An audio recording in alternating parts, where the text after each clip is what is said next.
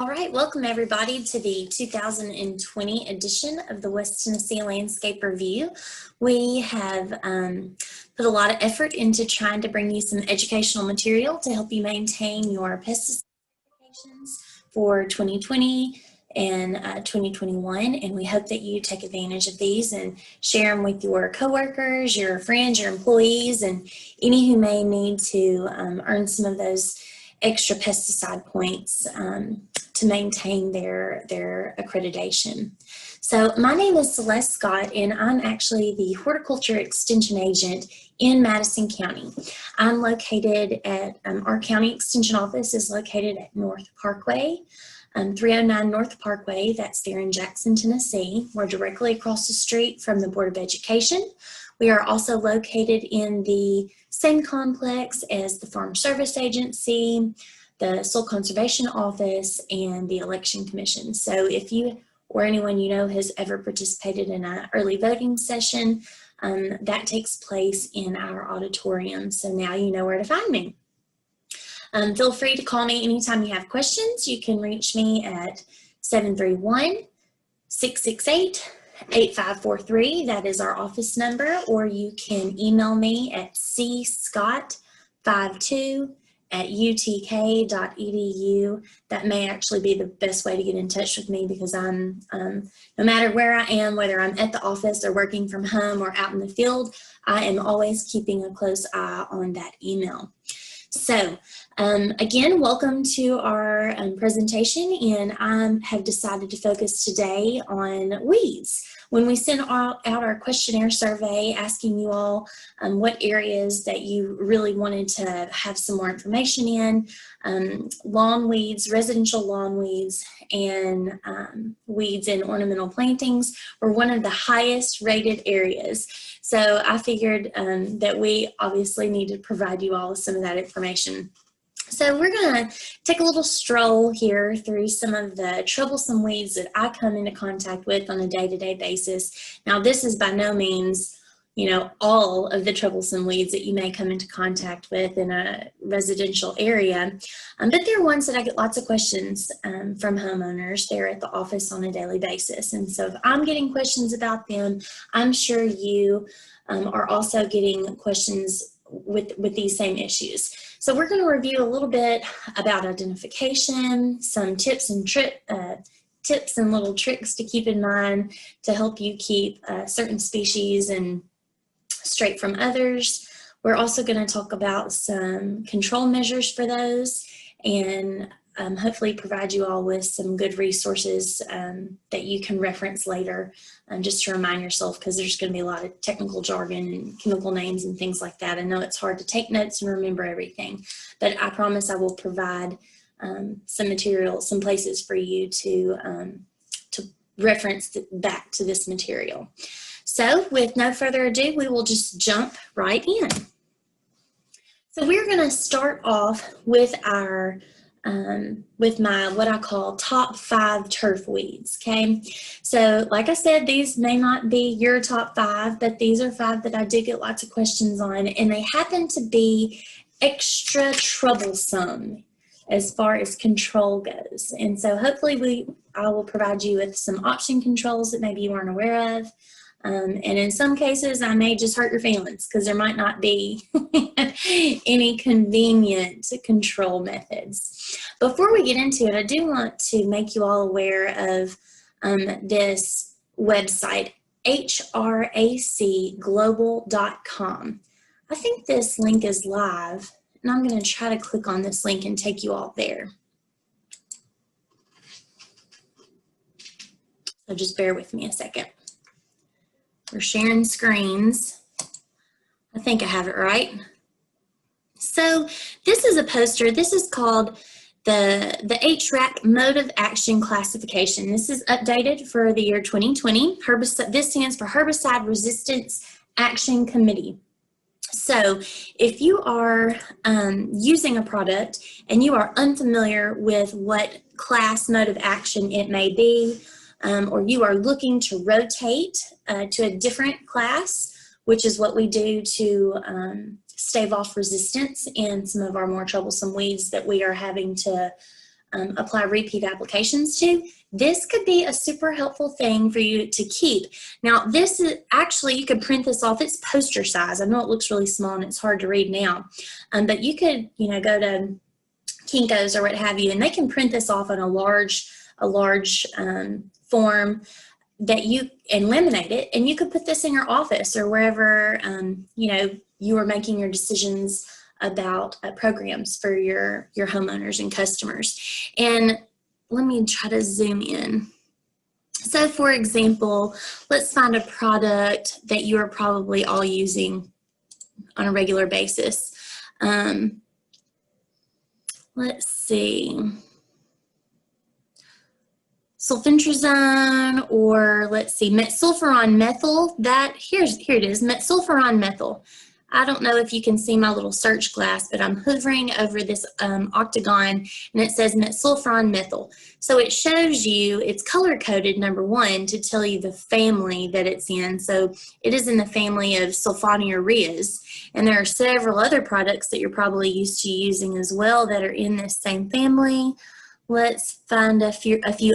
Formosulfuron, halosulfuron products that you may be using to treat sedges and things like that. So they are color-coded here. You can tell they're all in the same family. So those are things, obviously, that you could not rotate with one another because they are too closely related. Now, if you look at it, I zoomed back out, you can see this entire group, even if they aren't, say, brothers and sisters, they may be cousins, and they are all in this group 2. A group 2 are called their mode of action is inhibition of acetylase synthase. So those would all be considered a group 2. So if you're looking to rotate, you want to rotate with a different group. So between numbers, essentially. Not between brothers and sisters, not between cousins, but between entire family lines. That might be an easier way for us to make sense of that in your head. Okay, so I'm gonna take this away and we'll go back to our slideshow. So now that you have that resource, hopefully you can put that to use in your programs. So when I give this presentation live, I like to do like a little quiz type situation, let people answer the questions on their phones and have the answers roll in live time. But we can't do that today because we're meeting virtually and everyone is watching this on their own time. So I'm just going to pretend like we're doing it in person. And I'm going to ask you, can you identify this plant? Would you identify this as A, smooth crabgrass, B, quackgrass, or C, large crabgrass? I'm going to give you a second to think about it. I know you think it looks familiar. You're probably thinking that I may be asking you a trick question. So I'm going to give you a second picture and give you a couple seconds to kind of mull over it. This looks kind of like my yard looked like earlier this summer, to tell you the truth, right? Had Bermuda, had this limey apple kind of colored, green colored grassy weed growing amongst it. Still think I'm tricking? Okay, I'm going to show you one more picture. Uh-oh, we missed the final picture. I gave away the answer too soon. This actually is a picture of large crabgrass. I don't know where that other little picture went, but I did have an up-close picture of large crabgrass so that you could tell the difference. And on the next slide, we're going to talk a little bit about the differences. So one of the main differences for large crabgrass and smooth crabgrass, if you're trying to differentiate between the two for identification purposes, is that large crabgrass is hairy. And I'm talking like real hairy. And that's what that picture that I don't know where it went was showing you. All the hairs that are on the leaf blades. And it's hairy on both sides, the upper leaf surface and the underside. Smooth crabgrass, on the other hand, is basically, glabrous. I mean, it's pretty much smooth, and that's why we call it smooth crabgrass. There may be a few hairs here and there, but for the most part, it is not going to have any hairs on it. So that is one big indicator, okay? So large crabgrass also, as it grows, it tillers. Of course, it forms small clumps. We're probably familiar with this. And it actually can produce stolons that root at the nodes. So stolons would be like above ground stems. They grow, they lay over wherever the node hits the ground, it could root there. It does have the capability to do that. Our smooth grass, on the other hand, like I said, has no hairs. It can have kind of a purplish coloring near the base of the grass blades. And both types of crabgrass are opportunistic. They are going to pop up in bare areas, places where you have poor soil, anywhere that doesn't have good coverage and is exposed to light. Bam, you are going to have crabgrass germination if temperatures are within the optimal ranges. So this is another thing to keep in mind as when we get into talking about control of crabgrass. Crabgrass germination is initiated when the soil temperatures, not the air temperatures, but the soil temperatures 4 inches deep into the soil range between 53 and 58 degrees Fahrenheit for 3 consecutive days. So it can get a little tricky. You know, if we had two, put it this way, so we have 4 warm days in a row. You're like, oh, we need to go ahead and get our pre's out for this because we're fixing to have some germination coming up. Maybe not. Maybe it was warm the first 2 days, but the soil, the air temperature was warm the first 2 days, but the soil didn't actually warm up until the 3rd and 4th day. And then it turned off cold again. And so then the soil temperatures began to drop once again. If that soil temperature is not held at that 53 to 58 degrees for 3 consecutive days, 2 days is not enough, must be 3. That is when we begin to have germination of crabgrass. So this can be a little tricky. If you are familiar with our heat accumulation points and growing degree days, but you would like a resource to help you keep up with this, if you go to the UT Turf Weeds website, there is a climate tab at the very top, and we have a link there where you can go, and this should be able to help you track those growing degree days as we get into late winter and early spring and those temperatures begin changing, okay? So we'll move on. We'll talk a little bit about control. So this picture shows a vigorous patch of a warm season grass. This grass is super thick, it's a nice thick mat, it's healthy, and it is, you can see there is very little crabgrass germination in this area. This was not treated. This was just an area that had a really healthy, vigorous patch of grass growing. And you can see the areas around the perimeter were not quite as vigorous. And so again, opportunistic, we went ahead and the crabgrass has germinated in those areas. So that's just a good example of if we play our cards right and we are providing proper nutrition, we are reducing compaction, managing our thatch levels. If we provide ideal conditions for the growth of grass, that is naturally going to cut down on not only crabgrass germination and infestation into our residential lawns, but all weedy grasses and weedy broadleafs as well, okay? So we have lots of options, I'm sure you are familiar, when it comes to pre-emerge control for crabgrass. And, you know, a few of those that you're probably familiar with, Benefin is the active ingredient in Balan, Trifluralin, that's active ingredient in Treflan, Indaziflam, that's Spectacle, Metolachlor, Pennant Magnum, I believe is the product name for that. And the list goes on and on. We have Ronstar, we have Pendulum, also labeled Prowl, Prowl H2O or Prowl Ornamental, I believe, O/T Ornamental and Turf, and Barricade. So all these products are good tools for us to put in our toolbox as far as pre-emerges are concerned. Each of them also have instructions for split applications. So you may, if your infestation is heavy enough, or say that you are just on the back end of controlling an infestation with post-emerge and we're coming into the fall, it may be beneficial for you to look at some potential split application procedures for these products.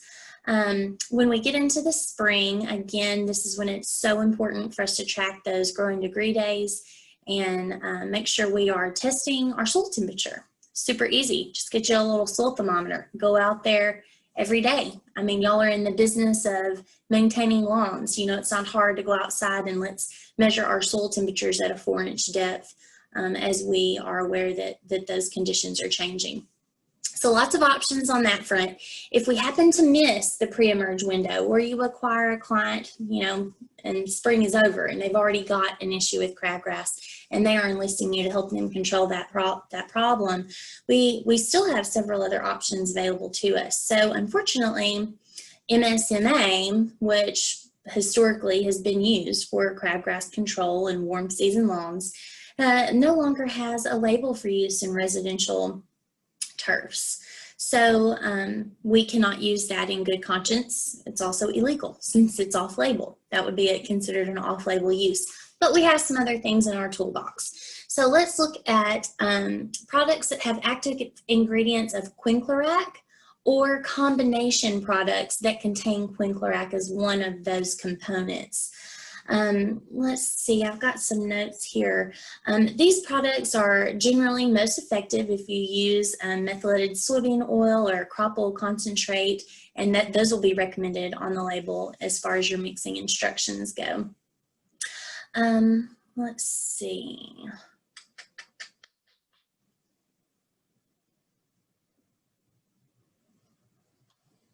All right, so I have a list here of some other products that contain quinclorac and in combinations with some other products. And most of these other products that you are going to find them mixed with are either going to be synthetic auxins like 2,4-D and dicamba, or sulfonylureas like sulfentrazone.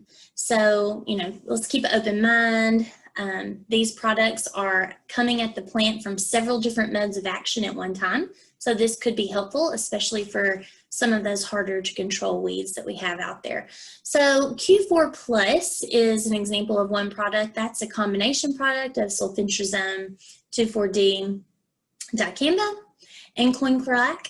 And let's see, another one would be One Time that also contains mecaprop and dicamba. Solitaire also contains sulfentrazone. What else do we have available to us? Acclaim, and finally Square One. So I do have some notes on precautions as far as these go. Some ornamentals are sensitive to quinclorac. So let's check the label before we apply these in residential areas, especially if there's landscaping nearby. It can cause twisting and curling and even chlorosis of the newest growth of some of those ornamental plants. And also keep in mind that Acclaim is not labeled for use in Bermuda. That's a big one, right? So it's a good option for Bermuda control in zoysia turf. If you ever get that question, you might want to put that little piece of information in your back pocket. But you can use Acclaim in fescue lawns if you have, you know, areas that you manage that have cool season turf, and also zoysia with 80 to 90% control rates. So that is a pretty high control rate. So these are some options that are available to you for crabgrass control, even though we have lost MSMA as a tool. Okay, so we'll move on. And I started with crabgrass for a reason, and I'm going to tell you that reason. It's because lots of our other grassy weeds are often confused with crabgrass. Like, it's like anytime someone sees a grass that's not their turf grass, they're like, oh, it's crabgrass. And it's not. And it's important for us to be able to identify what it is so that we can take the right, you know, the right steps forward for control for that particular plant.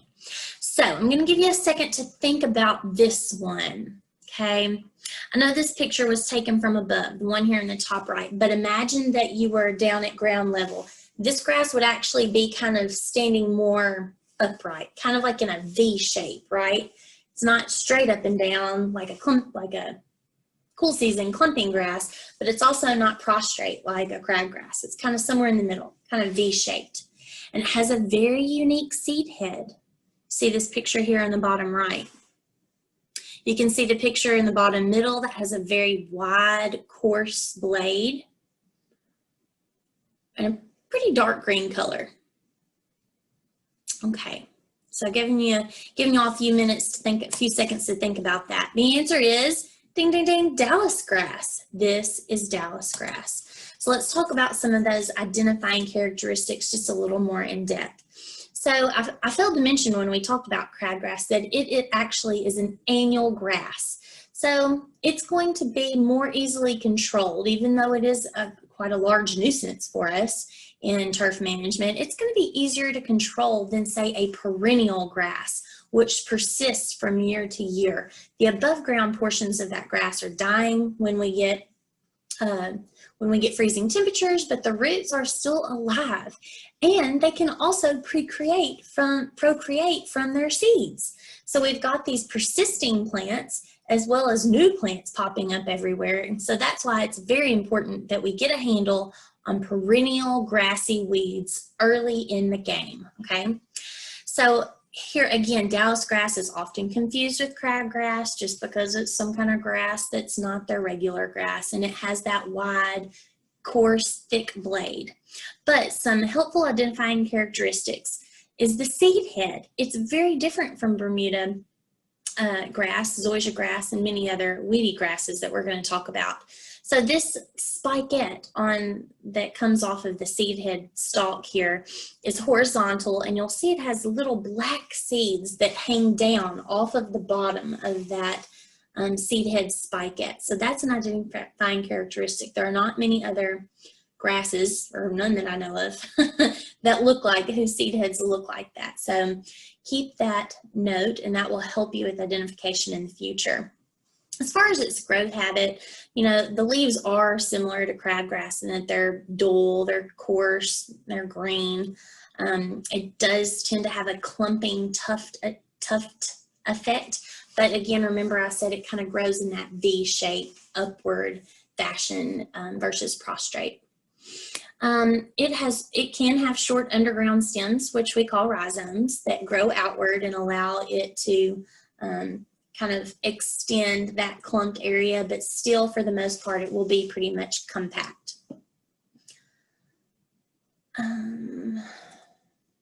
Okay, so it's also important to note that Dallas grass germinates at 60 to 65 degrees Fahrenheit for its soil temperature. So if we're trying to gauge, well, what does that mean as far as air temperature goes? That means we're going to be up into like the 80-degree area air temperatures. So Dallas grass is germinating much later than crabgrass. So that could help you also be another identifying factor here. Now that doesn't mean that crabgrass and Dallas grass couldn't both be present at the same time later in the summer. You could certainly have both, plus more that we're going to discuss in a minute. So let's talk a little bit about control options for Dallas grass. As far as pre-emerge, well, we'll start at the beginning. Manual control, digging. Nobody wants to do that. But again, if we're early enough in the game and you only have, 7, 8, 9, 10 clumps of it, and it hasn't formed a seed head yet, just dig that sucker out of there. And that's a tool for IPM. That's that much less herbicide that we need to use on that person's lawn. As far as pre-emerge goes, unfortunately, there are no known products that are labeled. I have searched high and low. I have searched our weed database recommendations, other universities, and there is information available through university research trials whose results state that pre-emerge herbicides like pendimethalin, orazoline, and benephin, or combinations of any of those thereof, can be effective in controlling Dallas grass through pre-emerge control, but none of them are actually labeled for Dallas grass control. So I can't recommend them. That would be off-label recommendation. But just so you know, I've looked and looked, and I'll let you know as soon as I find one that gains a label for Dallas grass pre-emerge control. So moving on, we can spot treat Dallas grass. And the best way to do this, obviously, is going to be with a non-selective herbicide similar to glyphosate or another product similar to that. You can go around in season and just direct apply to those individual clumped areas. Or if you would prefer to do a blanket application, you can wait until we get our first killing frosts and Bermuda goes dormant.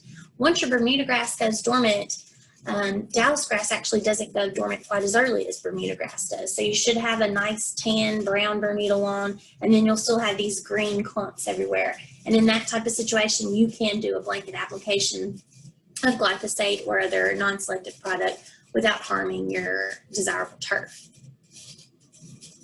All right, and then we move into post control. Thank goodness there are many options available to us for post control.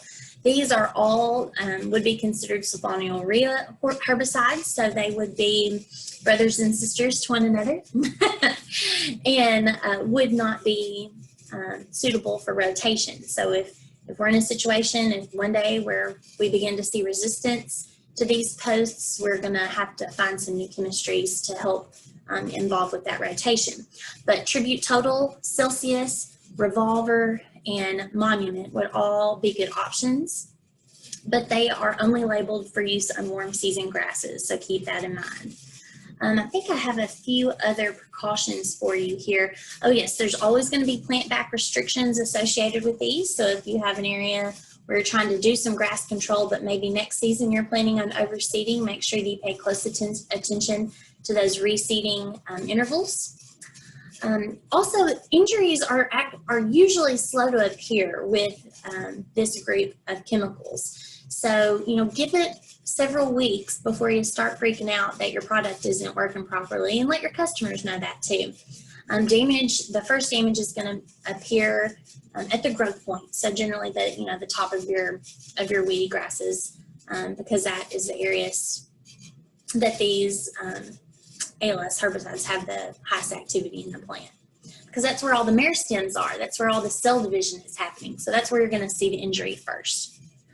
Let's see, any other precautions? Oh, you're going to want to wait at least 1 month after Bermuda seedling emergence. So if you've seeded a new lawn, got some emergence, but now you're seeing some weed pressure move in because you have a lot of exposed ground, we do need to wait at least 1 month with these products. You want to wait at least 2 weeks after sprigging and sodding. And yeah, I think that about rounds it out for Dallas grass. Oh, I forgot. I included some pictures here to let you know a little bit about tillering, because these post products are effective. However, they're most effective when the plant is very young. So we're talking up to the 2 tiller stage, and after that, control is going to be very difficult. So I wanted to give you an example of what a tiller stage is. You can see here on the far right, this would be our one tiller stage. Let me get my little highlighter so you can see what I'm talking about. So this one right here, this is our 1 tiller. You can see, there it is right there. Now we move up to a 2 tiller stage. Here's that original tiller that used to be our 1 tiller, and now we've grown an extra tiller. So this would be what we would call a 2 tiller stage. Then you move into some more mature stages of growth. Here we've got 4 tiller, 1, 2, 3, and then here's your youngest one, 4. And then finally, this would be very, very hard to control with any of those listed post-emerge products at the 7 tiller stage. So just wanted you to all be aware of that and be able to identify how far along you are in the maturity of that plant. All right, so we'll move right along to another plant. This is another troublesome weed we face in residential turfs.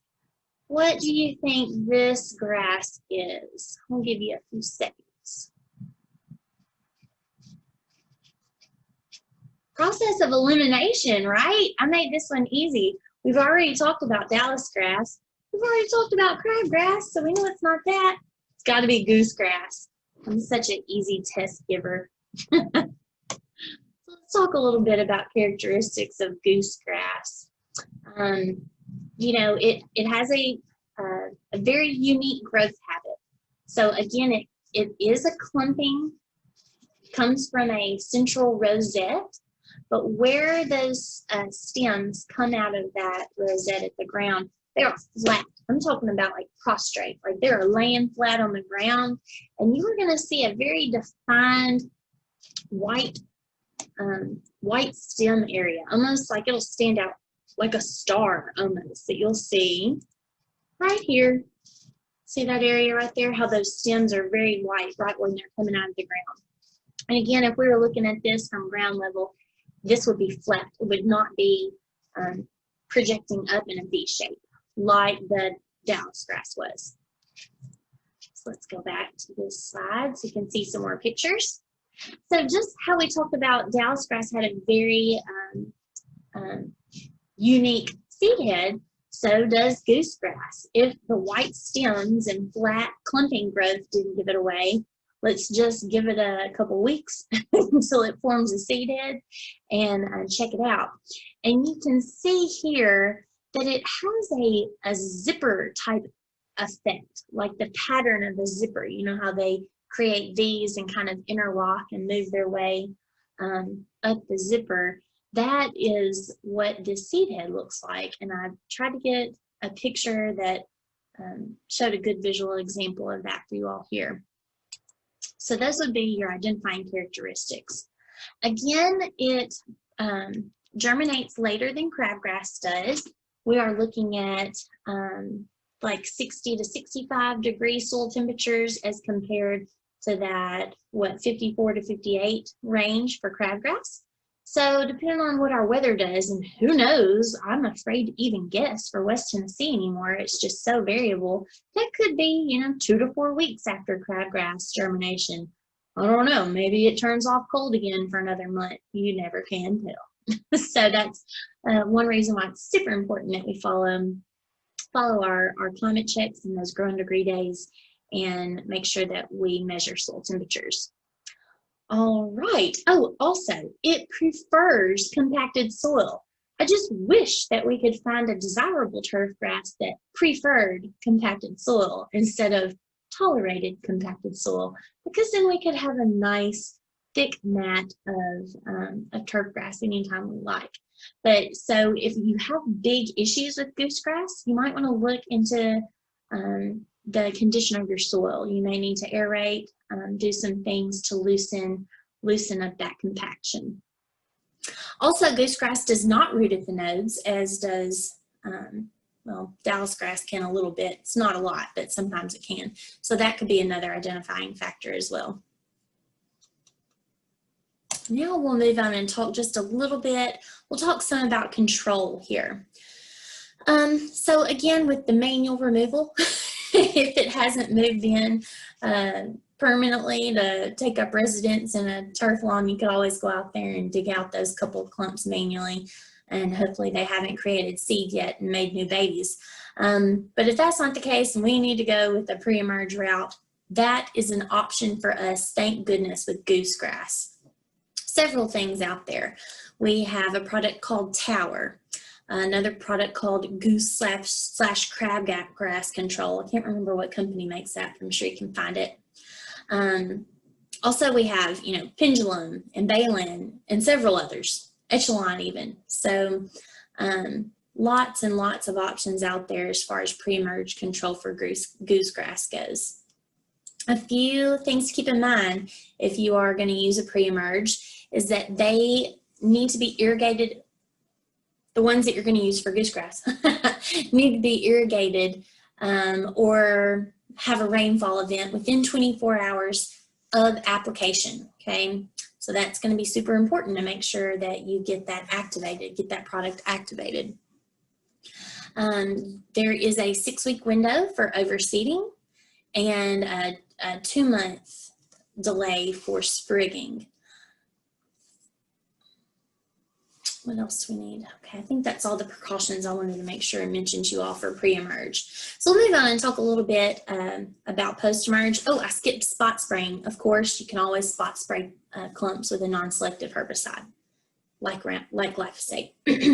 So we'll move on and talk a little bit about some post options. We have Acclaim Extra, which is phenoxyprop. We have Syncor, that's metribuzin. I don't think we have introduced that product yet in this discussion. And we also have Dismiss, which is a sulfentrazone product.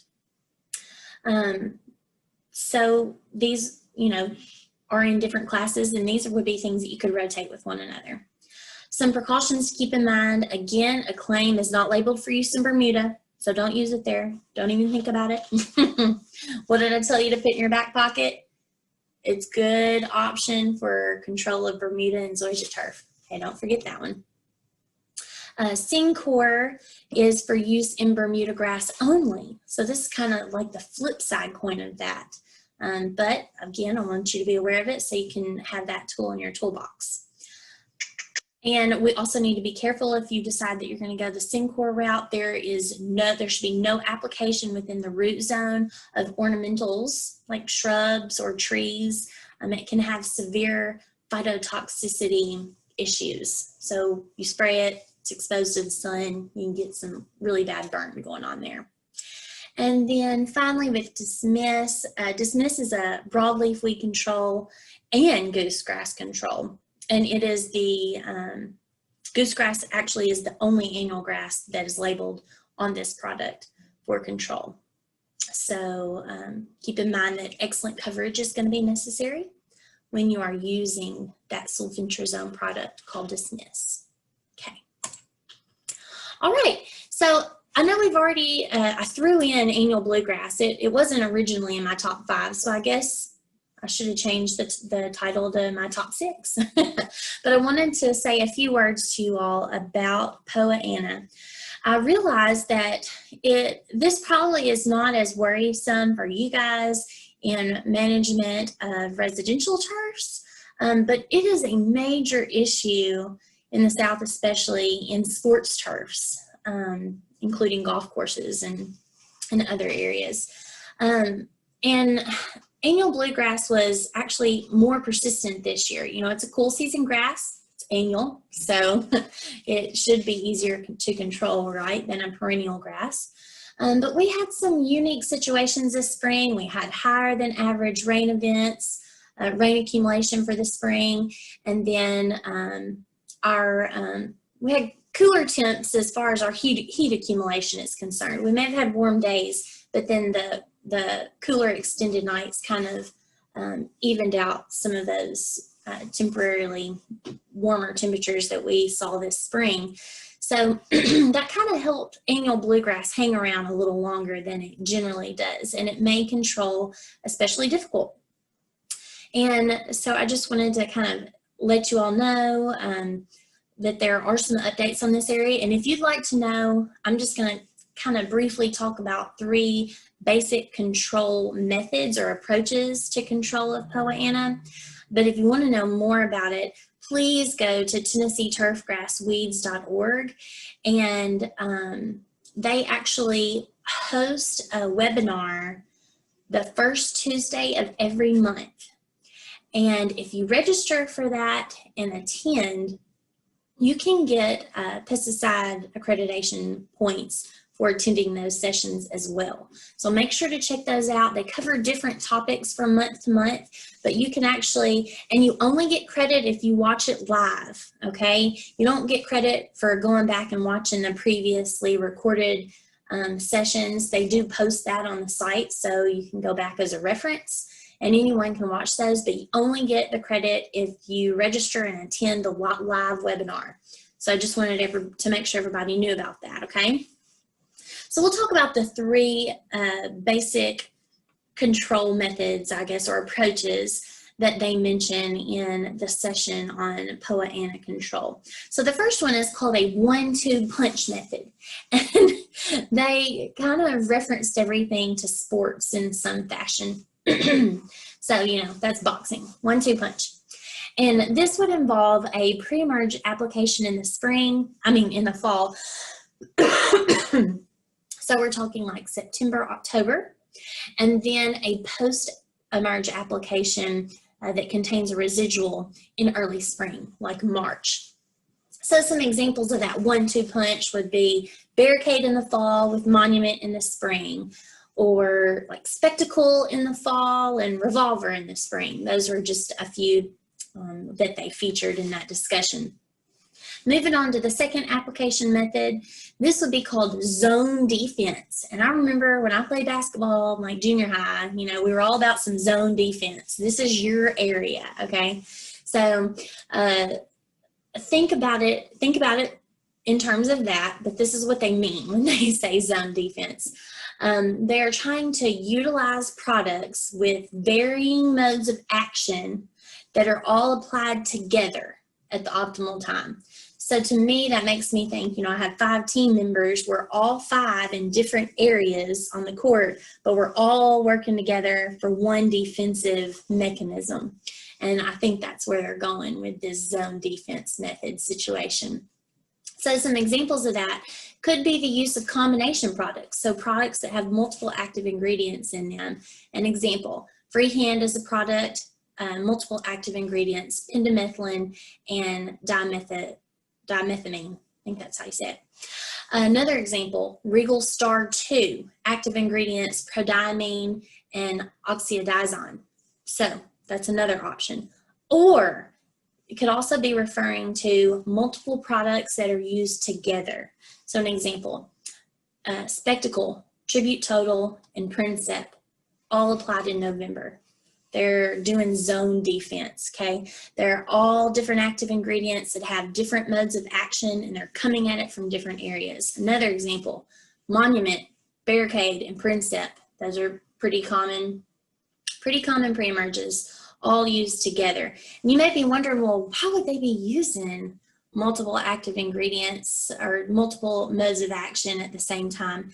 And this is to help us reduce the likeliness of developing resistance to products. We already have some ALS resistance in annual bluegrass.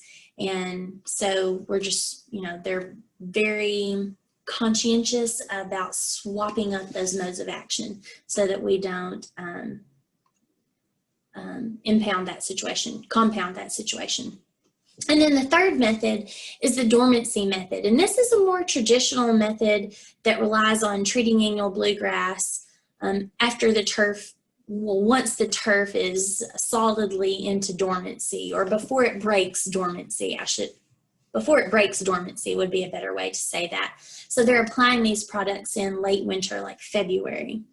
So again, many of these chemistries that have been used for years and years are losing their efficacy. And so that's why we needed some more alternatives. So for an example, maybe a more traditional example would be Roundup plus Ronstar applied in February. If you've got some resistance as far as glyphosate is concerned, you may want to look at an alternative using products that have glufosinate as active ingredient as an alternative to a glyphosate type product. So Finale, that's been around a while, you could use Finale. There are some newer formulations available with glufosinate as active ingredient, and one of those is called Cheetah Pro. And they did feature a combination use of Cheetah Pro with a product called SureGuard, both applied in February. So just kind of wanted to briefly go over those so you could know that there are many options out there if you are managing sports turfs or have a particular issue with this in residential homes. And just so you know, in the UT Turfgrass weed trials, the zone defense methods routinely ranked higher statistically in control than any of the other methods, okay? So think zone defense, junior high basketball right there. All right, we've got a few more. So we're moving out of grasses. We're going to talk about a couple hard to control broadleaf weeds, and then we'll wrap things up, okay? So I'm going to give you a second to look at this and decide what you think it is.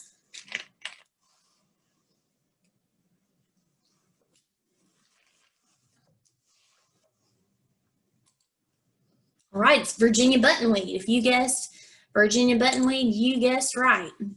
And so let's talk about some characteristics and how you may, some things that can help you identify this in the future if you got it wrong.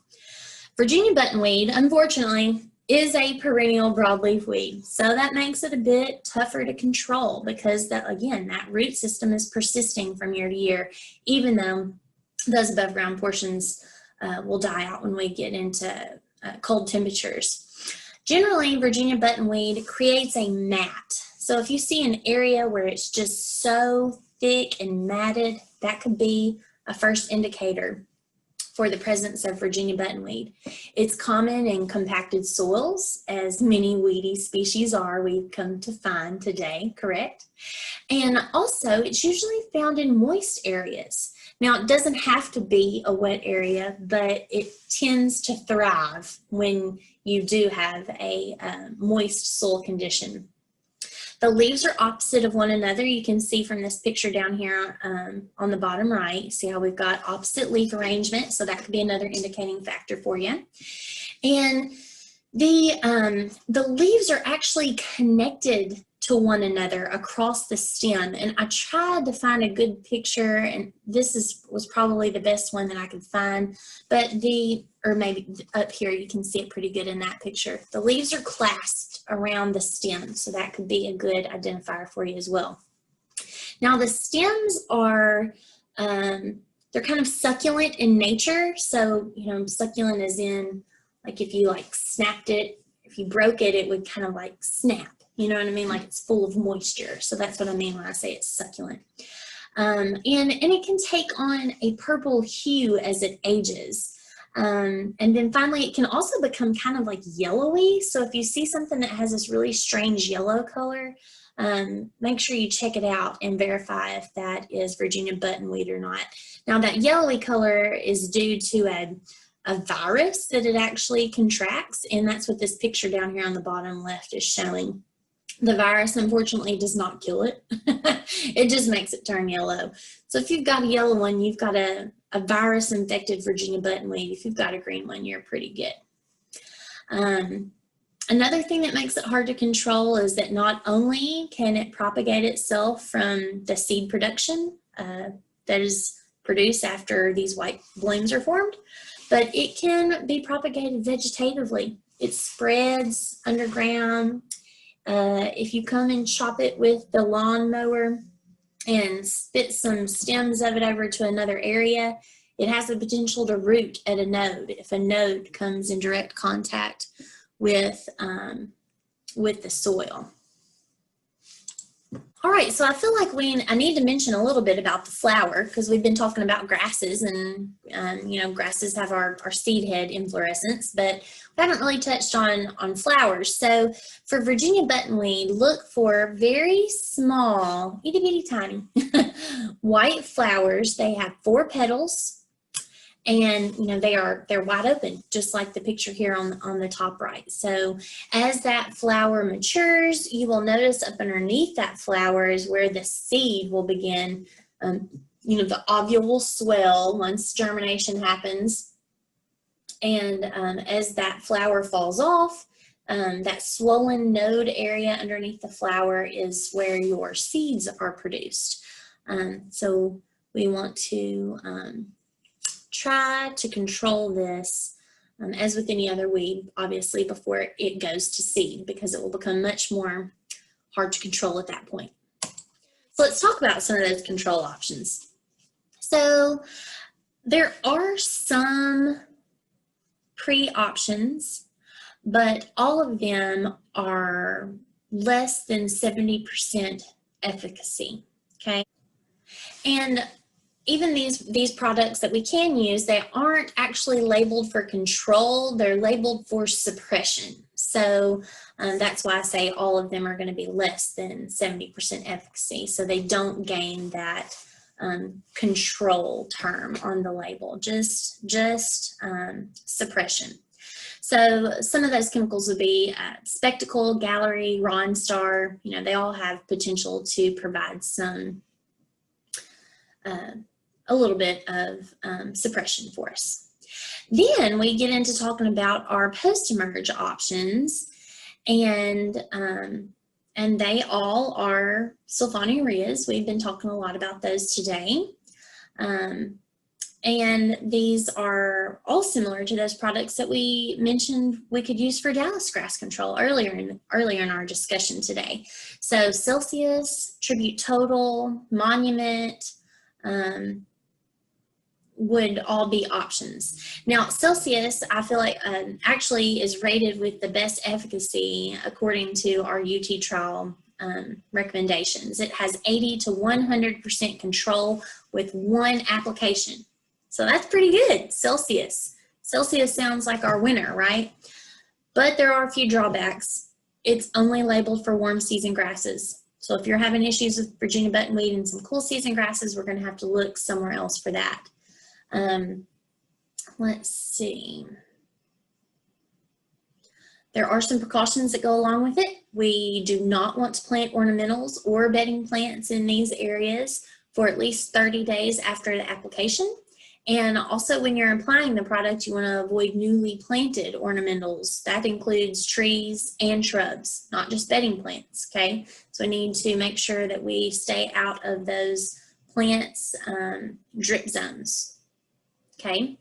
When we talk about Tribute Total as an option for post control, be aware that that is labeled for Bermuda and for use on Bermuda and zoysia grasses only.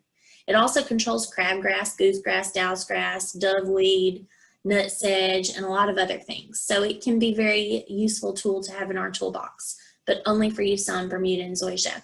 Monument also, it has an 80 to 90% efficacy control rating, but it has to, that control is gained with repeat applications, not the one application that we see with Celsius. And again, it's labeled for use on Bermuda and zoysia only. Then we'll talk about metsulfuron methyl. I'm sure many of you have used this to control Virginia buttonweed. It seems to have pretty good control. We're looking at like 70 to 80% control with repeated applications. And this is going to also be your option for control in cool season grasses. If you have a fescue lawn, this would be your go-to for that. Some precautions that go along with metsulfuron methyl, or MSM as some call it for short in the trade.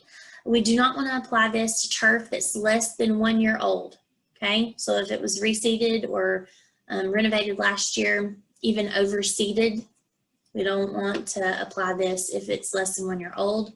We do not want to plant ornamentals in areas that have been treated with this product for 1 year after application, okay? And bedding plants for 2 years. So there are some pretty severe ramifications that could happen if we're not super careful using metsulfuron methyl around ornamental plants.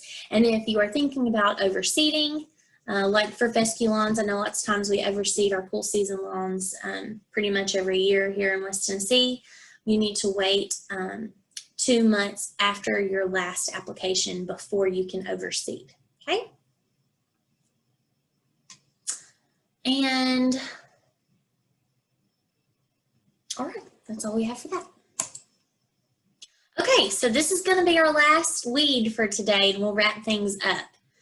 What do you think this plant is?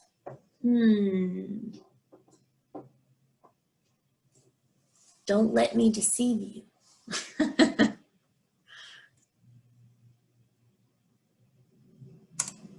Okay, I'm not trying to trick you. This is doveweed. Some people get doveweed confused with Virginia buttonweed, and it is understandable. They both are, have a really fleshy type kind of stem. They both have really small flowers. However, doveweed's flowers are purple, and there are 3 main petals instead of 4, as in Virginia buttonweed. So let's talk a little more about it and some of our characteristics. So it has those thick, shiny, rubbery stems. The leaves are shiny as well, almost have like a waxy type appearance, and they're kind of succulent themselves also. And you can see here how it roots along the nodes. If it lays, if this stem lies down along the ground, it's going to go ahead and root along the nodes, and it can also this lends itself to being easily vegetatively propagated. So again, if you're mowing, chop it up, spit it over to another area. If that node hits the ground, it can definitely root itself in and start a new colony in that area. It also procreates through seed, and those seeds germinate when we have soil temperatures of between 65 and 70 degrees soil temperatures. This is much later in the spring than the other weeds, grassy and broadleaf weeds that we've talked about today. And it sometimes misses the window for pre-emerge products if those products are applied early. So this can be an issue in some situations. It is a warm season annual, so that has that working in its favor. It's not a perennial like the Virginia buttonweed is, but it still can be hard to control. So let's talk a little bit about that control. There are some pre-emerges that are labeled for use on warm season grasses that will control doveweed, okay? And all of these also have a residential turf label. I guess I should have mentioned that. Everything I've talked about has a label for use in residential turf, okay? So you don't have to go back and cross-reference that stuff. So we have a lot. You can see them on the screen here. Spectacle Flow, Freehand, Tower, Pennant Magnum. I feel like we've touched on each of these at some point in our presentation today. So we'll move on and talk a little bit about our post controls. So even though these products that we're going to talk about for post are labeled for control of doveweed, none of them have efficacy ratings applied to them through UT turf weeds. So I don't really have any information to share with you on that forefront, but I will share with you that these products are labeled for control. So we've got Celsius, Tribute Total. Remember, Tribute Total's for Bermuda and zoysia grass only. Revolver and Blindside. Okay, so if you have enjoyed our discussion today on some of the difficult turf weeds that we may encounter here in West Tennessee and just can't get enough, just let me know and I will be happy to record this following section on my top 5 hard to control landscape weeds and what we can do to control them in an ornamental setting, which I know is always a struggle because we don't have many chemistries available to us that will control broadleaf and grassy weeds that are safe to use in our clients' ornamental plantings. So just let me know if you're interested in that and we can get it fixed up. All right, as promised, here is a slide that shows many of the resources that I used when compiling our information for today's session. And I hope that you all have some time. Feel free to screenshot this screen and save some of these links and go and visit those at your leisure. And before I let you go, of course, I always want to mention our, I know I've mentioned it several times today, but our TennesseeTurfGrassWeeds.org. Lots of resources there to help you identify weeds. Once you get those weeds identified, we have a mobile weed manual that you can download on your mobile device, and it works just like an app does. You just save it to your home screen, and no matter where you are out on a job, you can always look up a particular weed and find out recommended control measures and MSDS sheets, and as well as labels. So, and we kind of have like tips and precautions and things like that listed there as well.